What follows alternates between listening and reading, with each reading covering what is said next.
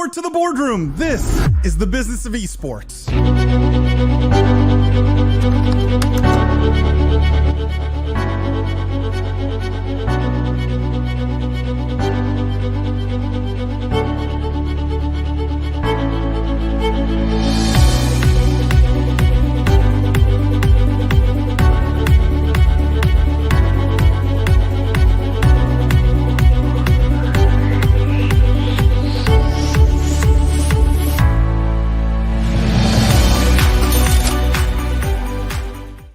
The worlds of gaming and esports are evolving every day faster than ever before.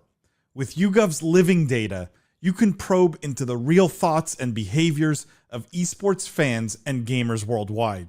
If you're a team, a brand, an agency, or a rights holder, you should be talking with YouGov. They're partners with the biggest names in esports and the biggest brands all around the world, driving compelling results every single day. Check out yougov.com/BOE and schedule a call with YouGov today. From the keyboard to the boardroom, this is the Business of Esports weekly news show / post-podcast live stream. I am Paul the Prophet Dawalibi. I'm joined today by my friend and co-host, the Honorable Judge Jimmy Baratta. For those of you who are new here, welcome. What we do is we cover the most pressing gaming and esports topics and news of the week, but we look at all of it through a business and C-suite lens. We dissect, we analyze the business implications of everything happening in this industry. And best of all, with this live show, you get to do it live with us. You get to ask questions, challenge us, get in our faces, disagree. We encourage all of it. It's so much more fun to do this live with you guys. It's a safe space. We know so many of you lurk, but I highly encourage you to get involved. It makes it so much more fun for everyone. Jimmy, how you doing this week? Having a great week, Paul. Happy Wednesday, everybody. We definitely look forward to talking about the news with you guys today. And like Paul mentioned, love having the live audience for questions and for interaction. Also helps us know which stories you want to hear more about. So, I know a lot of you guys listen throughout the week. You want to get your fix of what happened that week in the news of gaming, but it can't get better than live, So you can tell it's I don't know what I would call this. It's like conference season now, right? Like everyone is just at conferences, gaming conferences, metaverse conferences, crypto conferences, pay to play, pay to earn, pay to own, pay to whatever. Everyone's at conferences. So that's, I think it may be just you and I, Jimmy, tonight. I don't know, which is all we really need. Let's face it. We're lucky we have you tonight, Paul. I mean, you were at a conference all day. We're lucky that it's pushing on 1 a.m. in Dubai time, So thank you for doing the conference and the live show.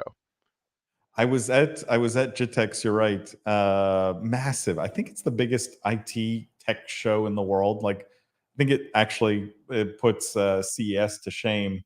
It was just incredible to see the amount of people there talking about play to earn gaming, Web3 gaming, metaverse stuff, gaming stuff in general. It's just, I spoke on 2 panels and had a blast. And so if anyone, from there is watching, I think, or you know what, Jimmy, we should put out that content at some point, because I am always sad that people don't get to see the Prophet live. I mean, it's such a shame that not everyone gets to experience that. So at some point we should try and figure out how to put out that content like we have for some past panels that I've been on. It's always fun. Matt, by the way, says, where's the rest of the team? Just you guys. Thanks, Matt.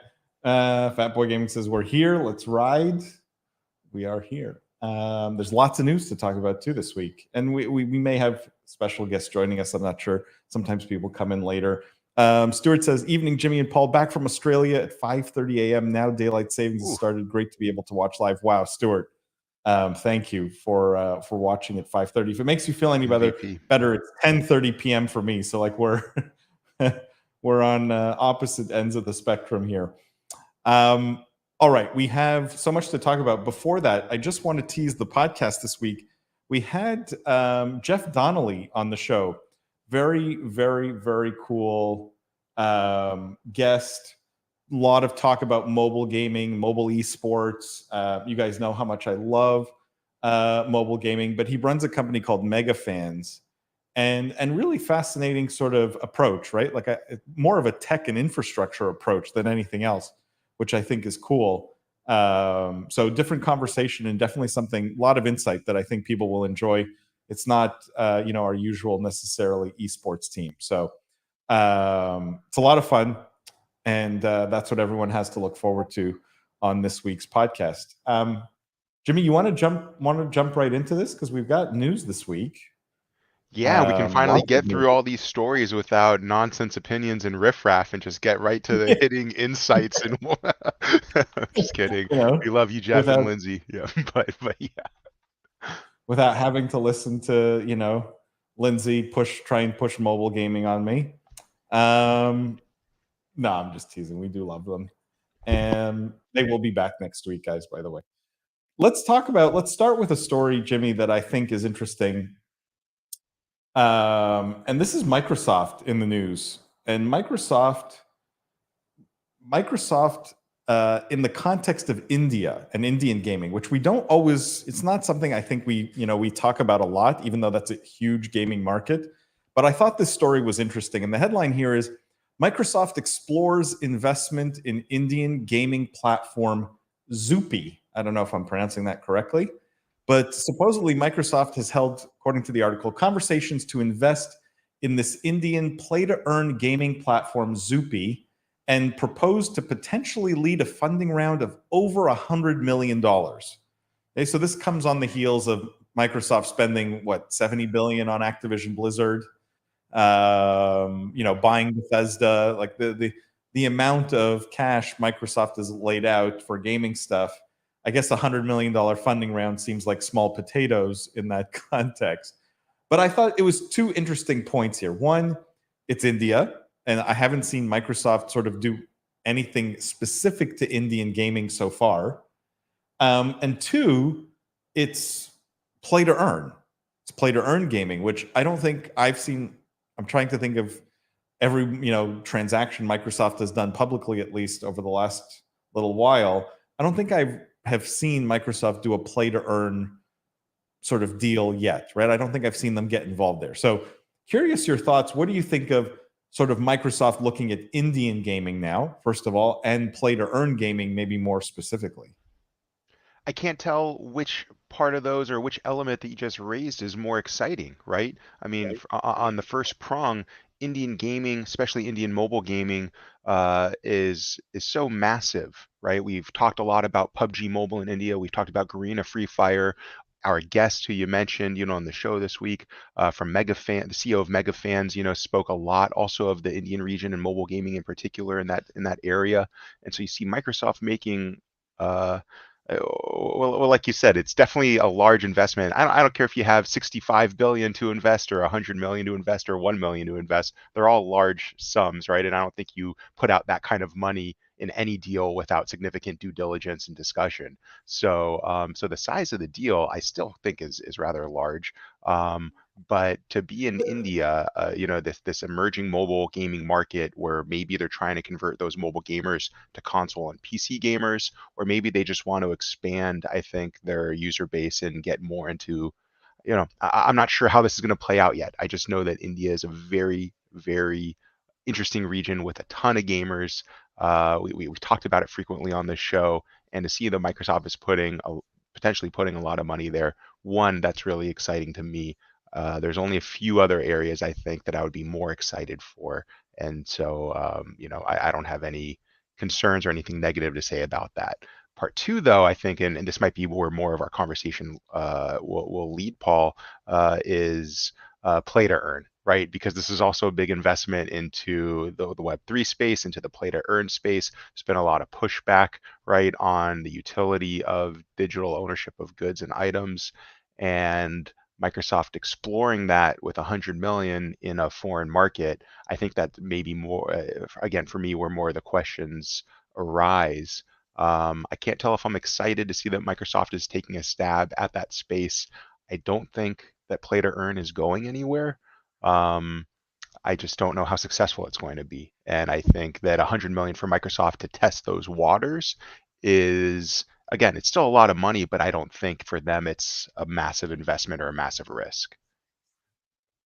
Yeah, I mean, Jimmy, this is where I'm a bit confused, right? Like Microsoft's strategy has felt consistent to me so far, right? Like they've been buying AAA publishers of games, incredible IP, right? Like you're talking Activision Blizzard, you're talking Bethesda, right? Huge acquisitions with really established great games, great IP, great brands, etc., right?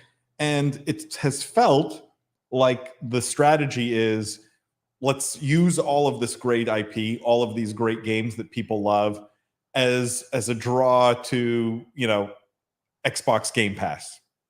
We've all, they haven't come out and said that, but that's what the strategy has felt like, right? Like let's funnel people to Xbox Game Pass and give great experiences, like real AAA experiences.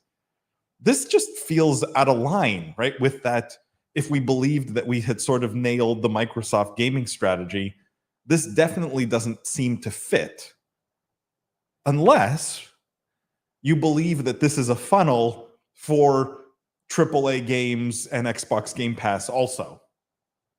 And maybe Microsoft sees something here where they think all these Indian gamers eventually move up market, so-called up market, away from sort of cheaper experiences, more slot machine kind of gaming to more AAA kind of, immersive experiences. And maybe they see India and some of these more developing economies as huge potential audiences for Game Pass. I'm trying to you see my struggle here, right? Like I'm trying to make this fit with what I believed was what we had figured out to be Microsoft's strategy. Well, I think you're hitting on a core principle here, or maybe a common theme behind their investment strategy over the past year or so that we've been really discussing this. For me, it's interesting, right? Because last week or a week before, we were talking about Sony, and I was kind of praising them and diversifying their investment strategy, going not just in console gaming, but also in the hardware space, in the tournament space. And the opposite, I think, is true of Microsoft. Everything is being funneled into Game Pass, right? It's not. I mean, sure, it's not necessarily five different acquisitions of the same type of company, right? The same horizontal placement there or entry point, but it does have a common thing. You're right. It's like, how does this fit into Game Pass, which seems to be their common theme or their common need in everything that they're doing is how do we increase the success of Game Pass? And I hadn't necessarily thought of Game Pass when I was looking at this potential investment or this potential investment story here. So when you put it in context of, well, how does this play to earn Indian market investment service Game Pass?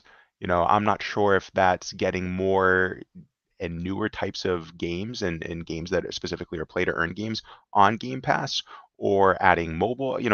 That's definitely a tougher question where you're going with it. Let me blow your mind here, Jimmy. And this is why people listen to the Business of Esports, because I have a theory, right? And maybe this is the genius of Microsoft. Maybe they're playing real 4D chess here, which is maybe they figured out that to crack the play to earn world, if you provide more AAA experiences and a common platform, where again, like part of the promise of all of these Web3 games is your items are portable from one game to another, but no games open themselves up to each other. So like that's a kind of a bust. And you earn tokens, but they're only good for the one game that you play.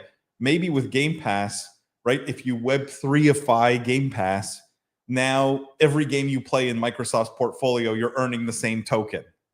Now items really are portable between, Diablo and Diablo Immortal and I don't know, Call of Duty Mobile, right? Like maybe there's this universe that Microsoft sees where by having Game Pass and all of this IP under one roof, that they're better positioned to do play to earn than anyone else.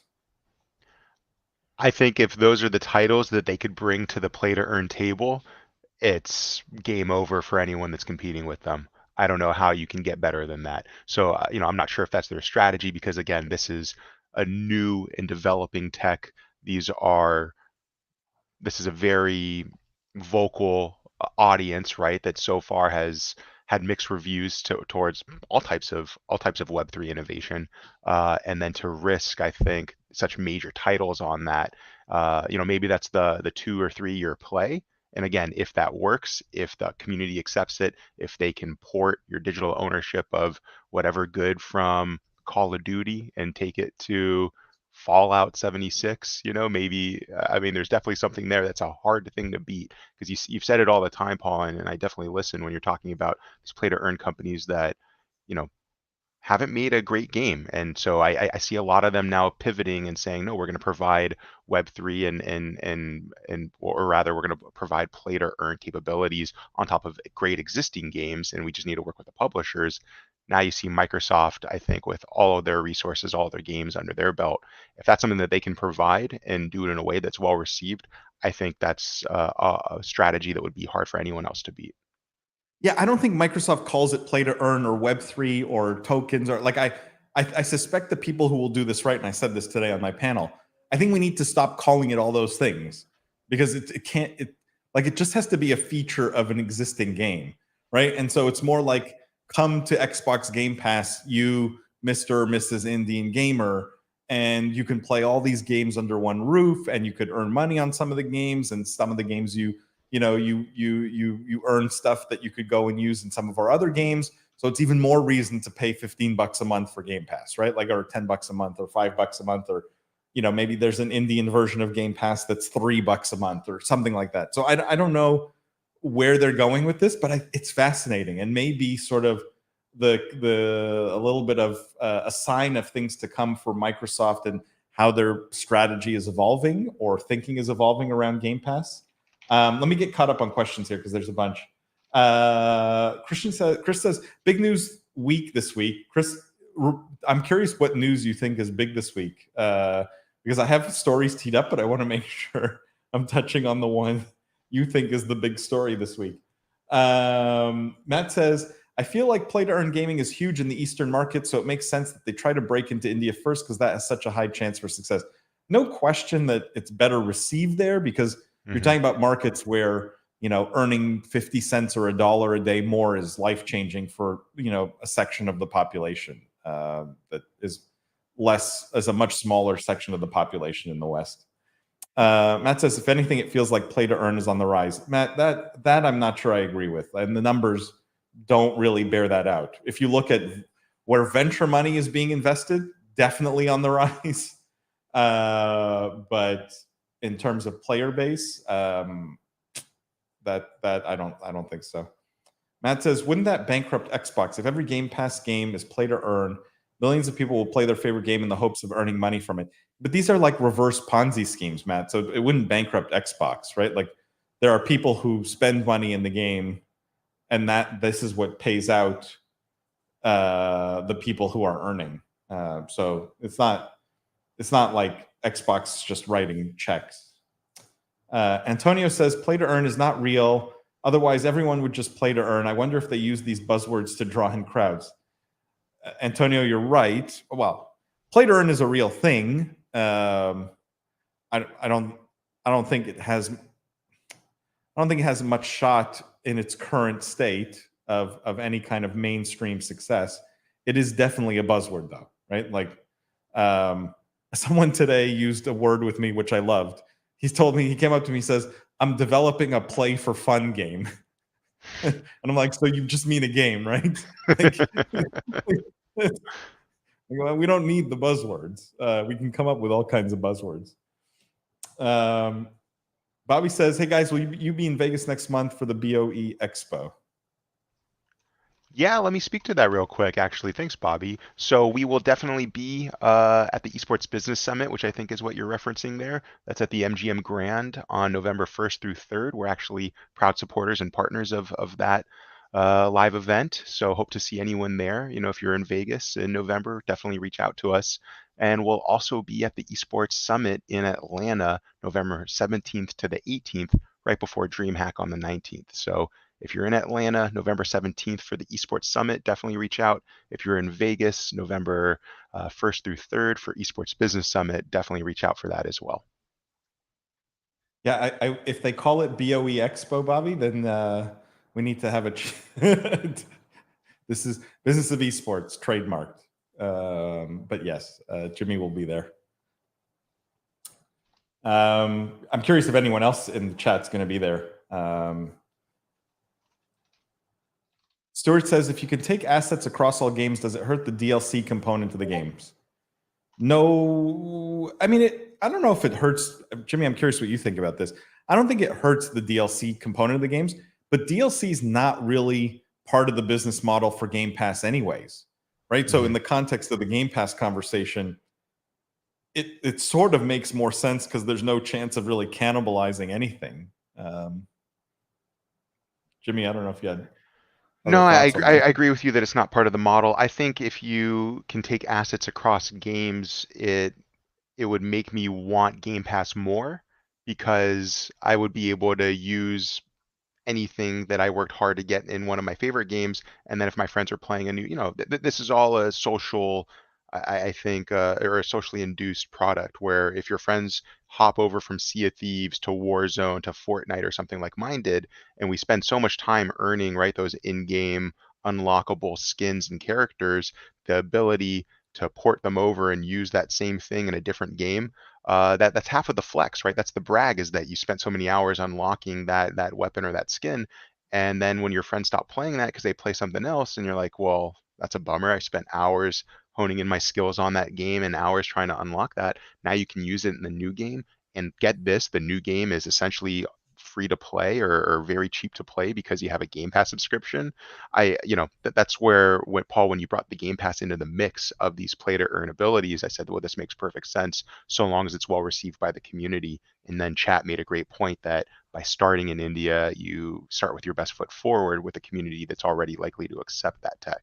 So I think all of these fit with each other, and I think it would only help the games as a whole, Stuart. I think the DLC is also more for the diehard gamers that want more of that storyline. It's not, I don't think necessarily, I mean, half of the games that I play, I didn't even play the DLC. I just wanted to play the underlying story to appreciate the characters, and then I jumped into multiplayer, So I think the DLC fan base gets smaller and smaller with each DLC that they release. That's my personal take on that, though. I'm not sure how accurate the numbers would And support. Jimmy, just to be clear, I want to put a big asterisk here and say, I don't know what Microsoft's strategy is. I'm telling you what I would do if I was them, right? Game Pass would tie into this, but this could be some, corporate development team in Microsoft India that's, has no attachment to any of their other gaming strategy. Like, who knows, right? Like, we may be reading way too much into this, and they're not nearly that clever, or they may be this clever and are thinking about that. So time will tell.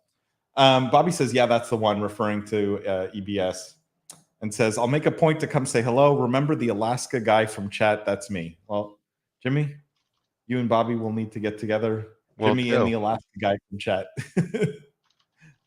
All right, let's stick with the India theme, Jimmy, for a second here, because I had another story. And I was hoping to have Stream Hatchet on the live stream, because I thought this would be right up their alley. By the way, if you guys aren't subscribed to our newsletter, you should. Stream Hatchet's actually a sponsor of our newsletter, and they do all kinds of amazing. They produce all kinds of amazing streaming data. So, like, we've included a bunch of their stuff in our newsletters. You really should be getting our newsletter and should go sign up for it. Jimmy, sorry. Let me drop that in the chat if you don't mind. I'll drop a link for sign up to the newsletter right here in the chat for you guys.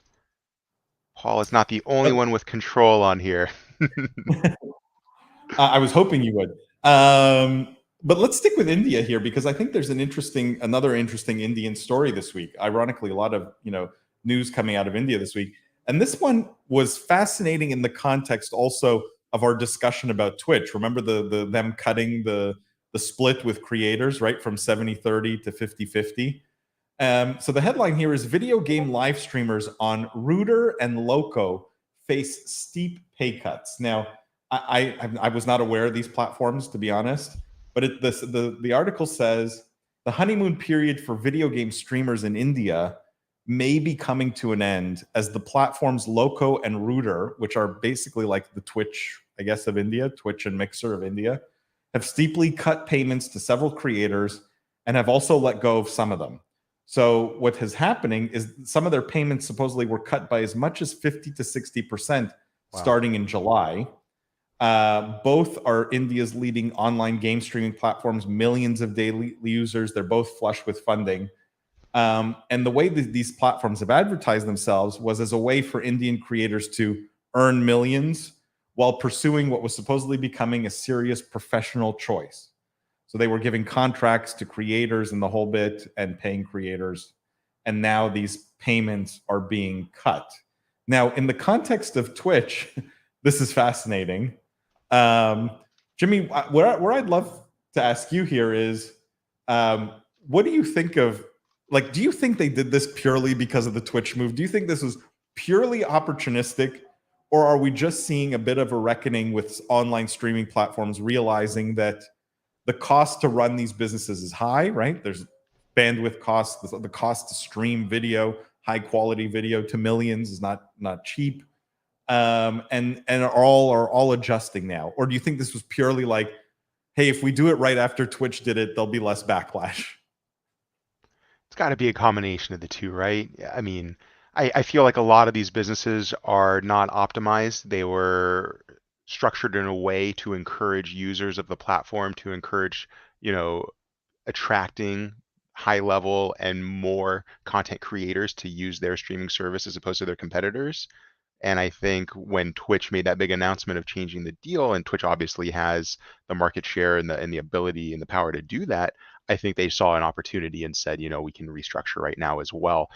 I would be surprised, or not surprised, I would be interested to see when a further restructure happens and is in order, because I don't think this is the last story that we're going to hear, not just from any one of these streaming platforms, but I think in general. I think Twitch and I think the others in this space are going to again change the deal as time goes on, because that was a big part of Twitch's story, right? Was that they weren't necessarily profitable on that former deal structure, and that they had increasing costs, right, in tech and in really providing these resources to their streamers. So I do think it's a bit opportunistic, and I would be surprised if anyone with a current structure is really primed for for this long-term self-sustaining streaming platform that fairly shares and distributes the subscription dollars and what have you.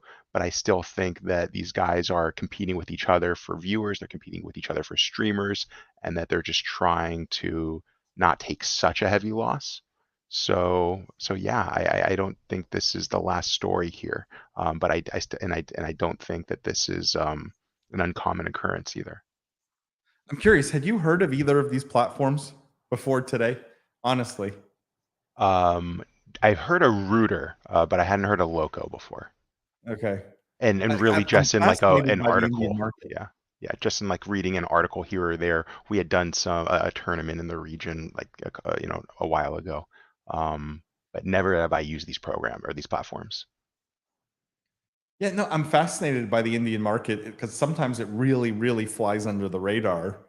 But like when you see the scale of these platforms already, it's incredible, right? Like platforms that in the West, I think most people just aren't even aware of. Most people think Twitch is so global that they're totally dominating the market everywhere, and that's just not the case. Michael says, since it's coming up on Halloween, we need to worry about video game dead streamers. Michael, I'm open to ideas for Halloween special. I like that.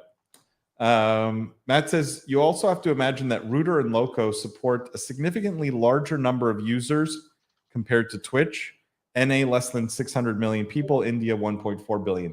No question. And I'll pile on to that, Matt, which is, you're talking about a lot less revenue per streamer, per user, right? Like if you look at some of the numbers in this article, you're talking about pretty small payments relative to their Western counterpart, but also because cost of living is lower, right? Like it's proportionate to sort of the earning power of the average person in that region. So the numbers are smaller on the revenue side also, even though you're right, the audience could be so much larger. Matt says maybe they're struggling to support all of their creators. I mean, this is the excuse everyone's giving, basically. This is the excuse Twitch is using. This is what they're saying, that we don't have a sustainable business at 70-30. I mean, there was another news story this week. I think I may have had it teed up, but like, actually, let me bring it up because I did have it teed up. But there was another story this week where, Twitch is responding to the controversy, basically explaining 70/30 is not viable long term. Like, this is from Twitch's chief monetization officer directly, where basically he said, look, if we could do it, we would, but we can't. So, you either and he actually responded to the criticism that they get, which is like, but you're owned by Amazon, right? Like, Amazon's a $1 trillion company. And he said, well, look, but Amazon expects us to be sustainable, which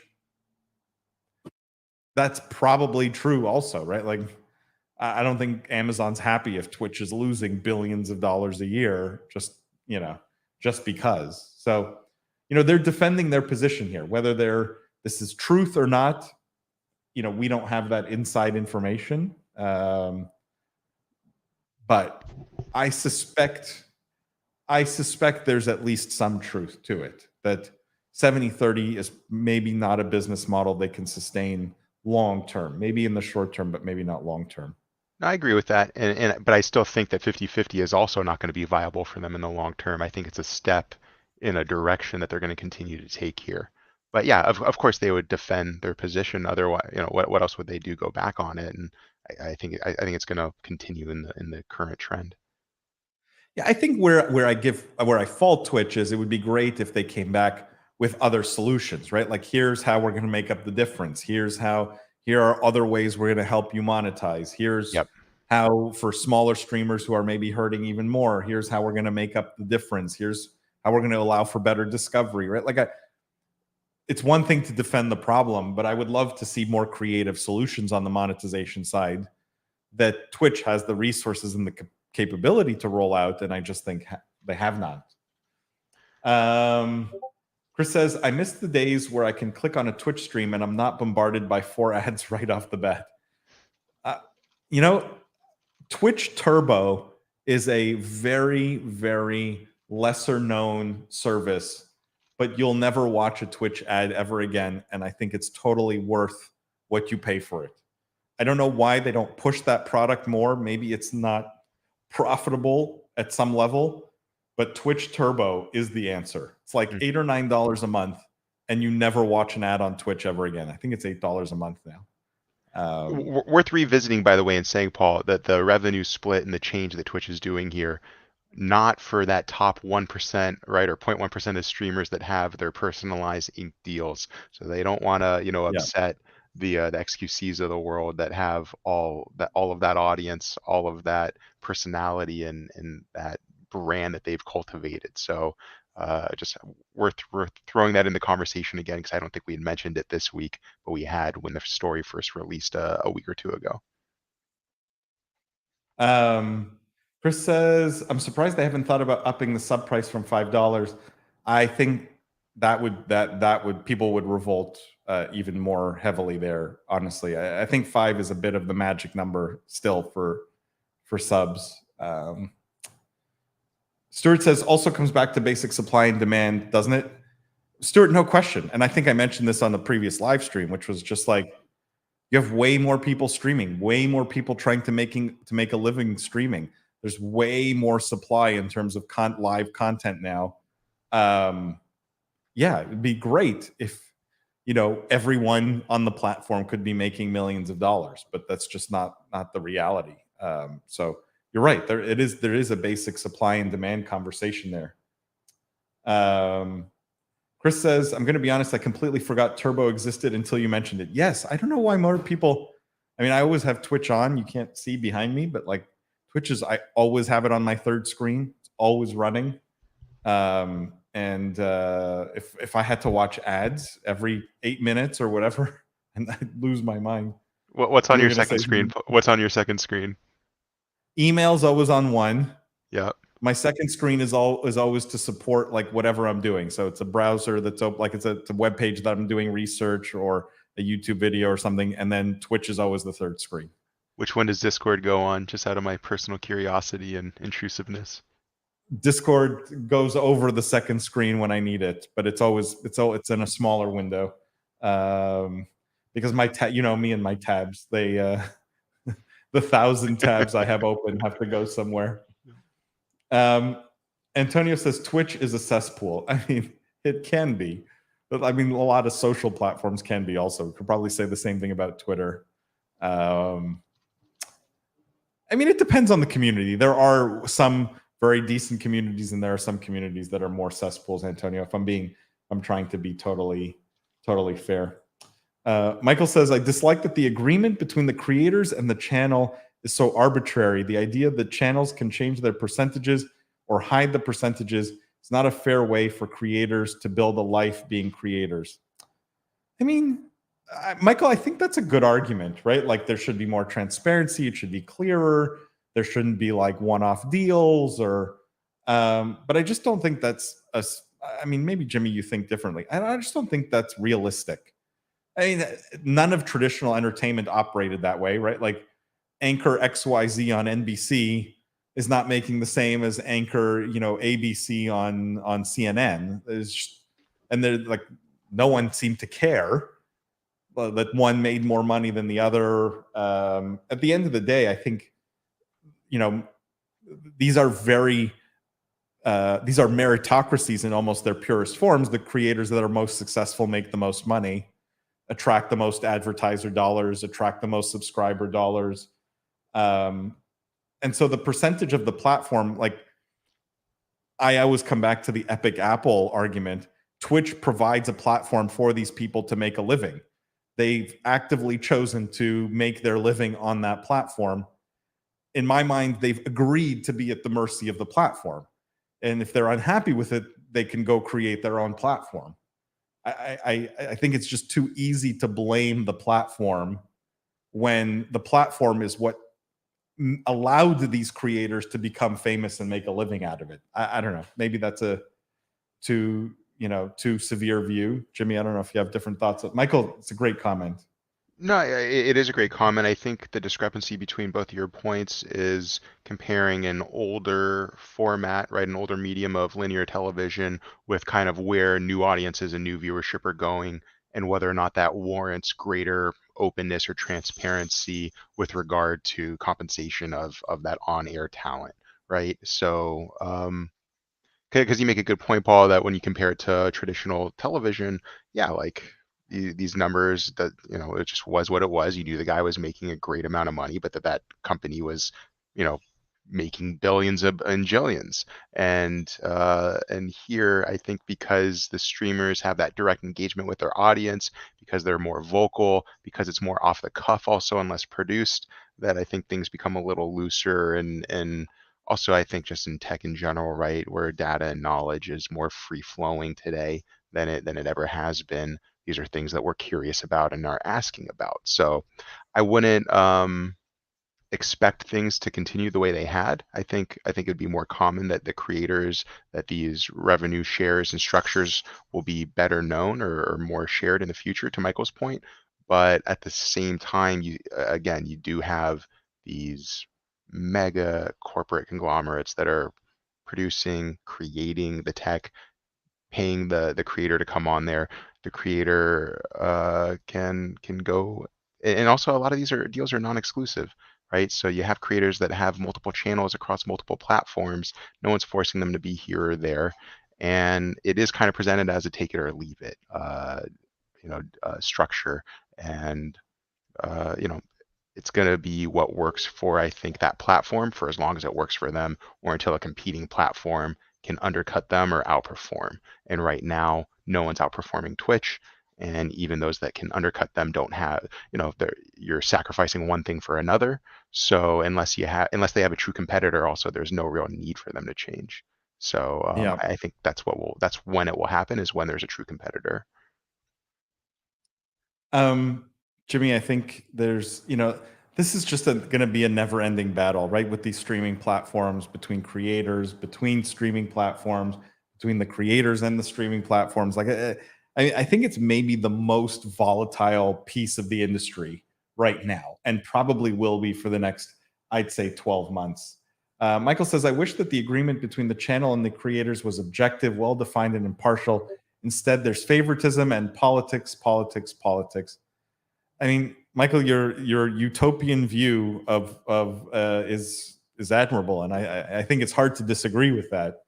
But I mean, the nature of business in general and people and any of these things, as soon as you're dealing with people, there's going to be politics and favoritism and all these things, and I just don't think there's any getting away with that, short of building your own utopian platform. But I'm skeptical that utopia is even achievable. We could try it out in Cuba. See how yeah. All right, let's move on. Let's talk about actually, before I move on, I want to say this live stream very generously sponsored by YouGov. YouGov produces the absolute best data on gamers, games, esports fans all around the world. If you're looking to reach that gaming audience, you absolutely need to be talking to YouGov, guys. You do not want to go it alone. They produce something called living data. It's constantly being updated, and it's really actionable. Like we've done YouGov Insight segments on the show before, where we've highlighted some of the data that YouGov produces, and it's data that makes you go, oh, geez, like I didn't realize that. Like I need to rethink the way I'm going to do marketing. I need to rethink the way I'm talking to this group of people. So really, really powerful stuff. You can go get a bunch of free data at yougov.com/BOE. I'm going to put this link in the chat, yougov.com/BOE. But if you want to reach out to them directly, you can. If you want to go through us, Jimmy or I are happy to make an introduction to the fine folks at YouGov. So yougov.com/BOE, go show them some love, and we thank them for their support.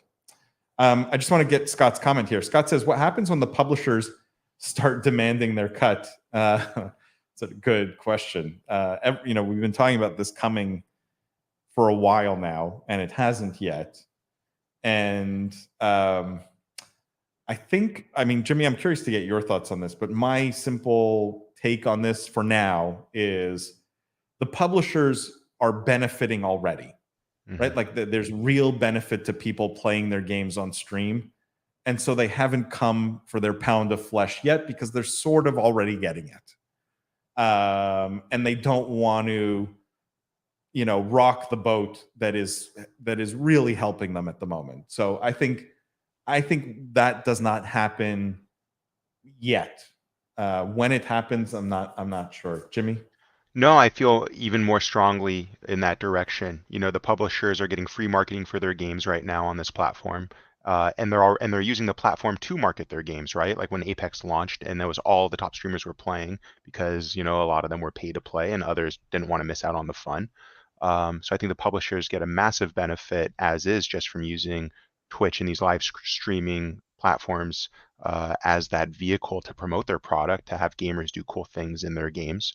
But also, I think, if you're Twitch, you say, well, our most popular category is a brand agnostic, just chatting channel, and there's no shortage of games that any of our gamers can play. So why would we pay to play your one game? Where does it stop, right? With the thousands of games that are available and the dozens of AAA publishers and the hundreds of publishers in general that are going to come with a handout. Once you pay that, it's like politics, to Michael's previous point. Once you pay that one politician or you endorse that one candidate, everyone else is coming with their handout. So I think the streaming platforms are incentivized to not pay as long as they can, and they have some strong arguments as to the free marketing and as to the literally thousands of games that they can support, as well as the just chatting channel that doesn't even require a game. Paul, I think the publishers are already making out well ahead by having the free marketing. What they need to do is they just need to keep making great games that people want to play and want to stream, and they will get the benefit. They're already, I think, the most far ahead in this ecosystem than anyone, right? And they're an input into the system right now. That's the reality, right? A lot of the revenue for a lot of these streamers, most of the streamers make way more money from what's that stupid mobile game? God, the one I can't even remember. One of the mobile games that sponsors all these big streamers. They're making way more money doing sponsored streams playing some publisher's game than they are on subscription revenue or ad revenue right now. So, like to me right now, the publishers are still an input. They're not taking money out of the system. They're putting money into the system. And so I don't see that changing, Scott. Not anytime soon. It may, but not yet. The the entire sort of monetization and the entire business model around streaming platforms would have to change, I think, for that to happen. All right, let's move on. Let's do a bit of a fun story here, Jimmy, because we've done a couple of serious ones. Let me mix it up here. and everyone knows this is the official podcast of esports. I think any longtime viewer knows this. We're the biggest gaming industry podcast in the world. But milk in the news, declaring itself the official performance drink of gamers. So milk has come out, like the milk you drink. They sponsored TwitchCon, Jimmy. Evidently, I wasn't at TwitchCon. I know you were, but they declared themselves the official performance drink of gamers. It's not got milk. It's gonna need milk. Is the new, I guess, slogan? Gonna need milk. And supposedly they did an activation at TwitchCon, something called "How Fast Are You?", which will test gamers' physical and mental performance with an epic head-to-head competition. So this article, I love what it says: you can throw out your Mountain Dews, your Monster energy drinks. Milk is here to quench your gaming thirst.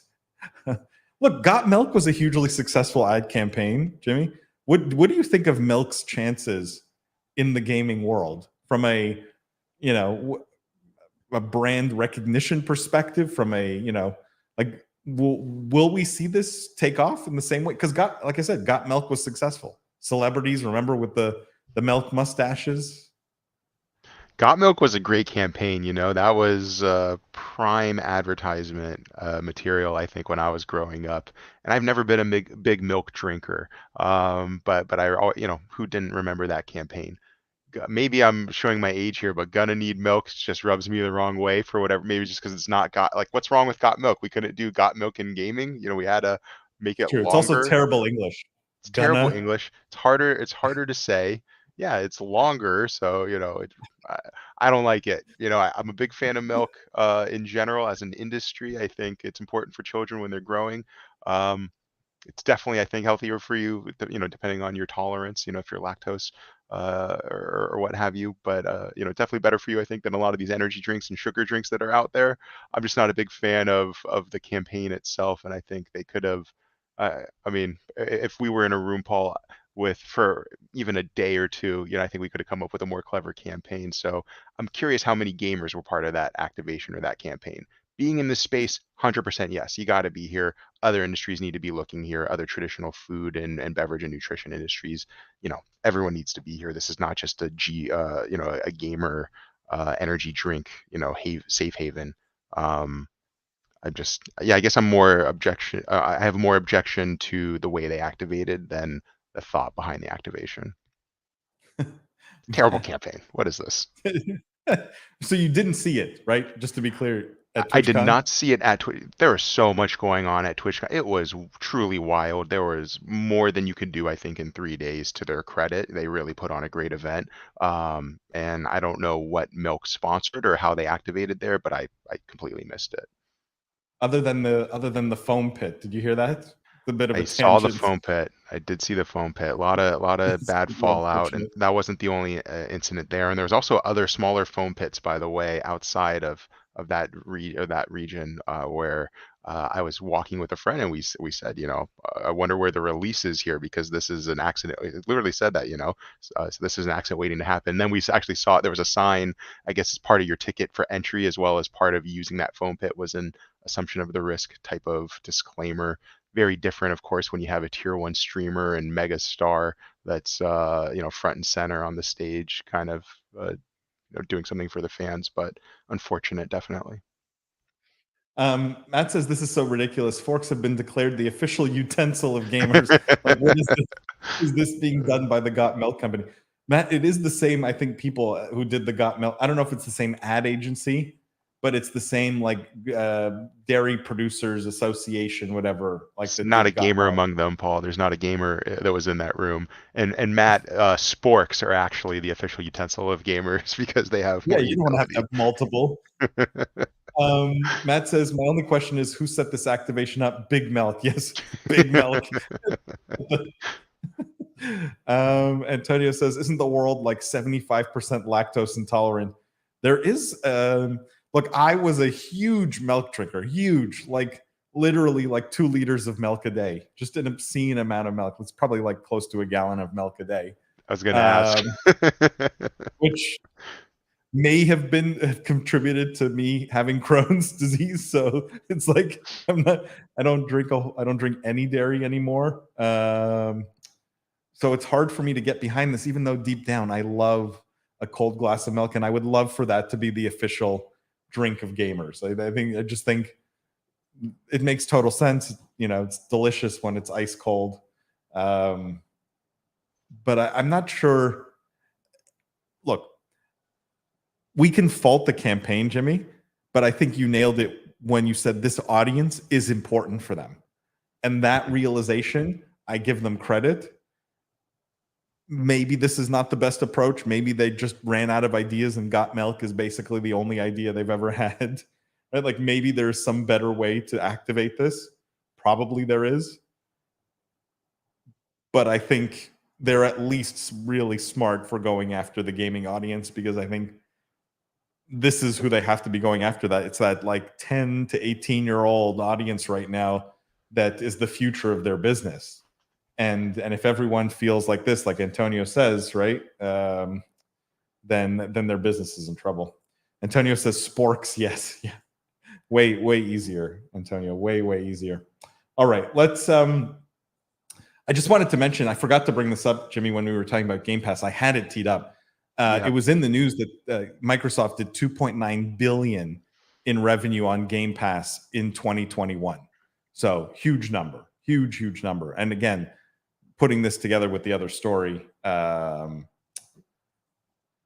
always trying to reconcile things with Game Pass, because it's clear that Microsoft is leaning into that big time. Probably all right, triple, I want to end. by the way, Paul, probably triple what I expected when I saw that story and when I saw the revenue Really? generating. I didn't expect it to be that low. I knew it was going to be big. I didn't think it was going to be 3 billion big. That's outrageous. It's a large number, but I actually think number. this gets way bigger. Like I suspect Game Pass will be a 10 to 15 billion dollar business for Microsoft. When? Within 5 years. Not even. Within 5 years. All right. I want to end, Jimmy. Everyone knows we are the foremost gaming chair reviewers in the world. No one does the in-depth gaming chair reviews like we do. And so I want to end on a fun gaming chair story, because I think that's why people show up. And this is Logitech announcing another Herman Miller collaboration. This is a brand new chair. Interestingly enough, the Herman Miller Logitech stuff has been mostly rebrands of Herman Miller chairs, right? Like the M-Body, the Aeron, etc. But this is a brand new chair. It's called the Vantum. And it's $1,000 chair. It's all new. For those of you watching right now, I'll play the video. But if you're listening to this after the fact, or you're watching this after the fact, you won't be able to see this. But looks very Herman Miller-esque. Looks not traditional like racing gaming chair. Looks more sort of like modern gaming chair, but still very much Herman Miller at its core. You can tell in the design.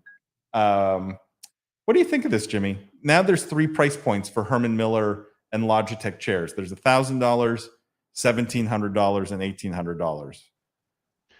For starters, I love the price point, right? Because you have this wide array of chairs that are currently available in the space. And I think the Herman Miller line has been among the more expensive, short of the crazy, Cognac collab and BMW, you know what I mean? Like those really crazy $10,000 ones.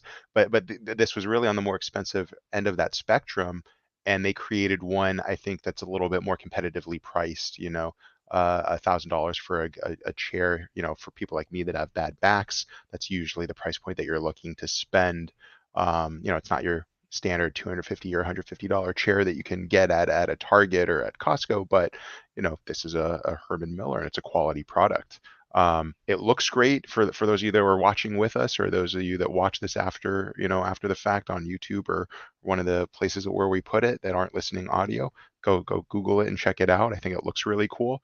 Because for me personally, I'm so sick of whenever we do certain chair stories from like I don't want to throw any company under the bus here, but we see a lot of companies that just reskin their existing chair with like a Witcher print or a Pokemon print, and it's the same chair, but it's in yellow and it's got Pikachu's face on the back, and it's not really all that clever or innovative. So I want to sit in this bad boy. I want to see what makes it different from the higher end models, and kind of get a feel for why is this like a chair that's more geared towards gamers at a price point? Because like you mentioned, Paul, the higher tier ones are reskins of existing Herman Miller chairs that look gamer-esque. But I'm wondering what functionality this one offers that could be any different. But it looks really interesting.